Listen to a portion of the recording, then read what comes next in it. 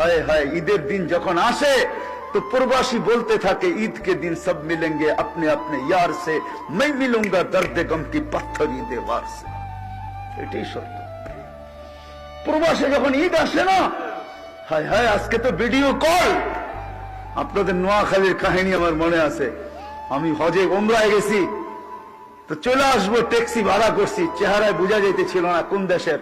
আমি বৈশাখী, আমি মনে করছি ইন্ডিয়া পাকিস্তানের হবে, নাদুস নাদুস চেহারা সুন্দর। তো আমি উর্দুতে জিজ্ঞাসা করলাম তোমার বাড়ি কোথায়? বাংলাদেশে। তাহলে আমি বললাম তোমার সাথে তার উর্দু বলে কোনো দরকার নেই। কোথায় বাড়ি? কয় নোয়াখালী। কতদিন এখানে? কয় 25 বছর। বাড়ি গেছো কয়দিন পর পর বাড়ি যাও? কয় 2 থেকে 3 বছর পর। আমি বললাম মাইনা নিলাম 2 বছর পর, তাহলে 25 বছর আপনি 12 বার বাড়ি গেছেন, ঠিক না? তো বলে হ্যাঁ হুজুর তাই হবে।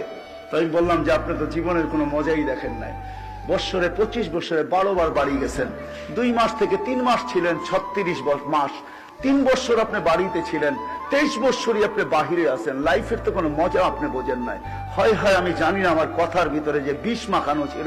সে হ্যান্ডে গাড়ি চালানো ছেড়া দিয়া সাইড করে চোখের পানি ছেড়া দিছে। হুজুর আপনি বোঝেন, আমার পরিবার পরিজন বোঝে না। আমার মেয়ে আজকে আমাকে ফোন করছে, তার নাকি ক্যালকুলেটর লাগবে, সায়েন্টিফিক ক্যালকুলেটর লাগবে। একটা ক্যালকুলেটর বাহির হয়েছে সায়েন্টিফিক, তার লাগবে। আমি ট্যাক্সি চালাই, সকালবেলা বাহির হই, বিকালে ফিরি। পোশাকটা আমার নিজের হাতে ধুইতে হয়।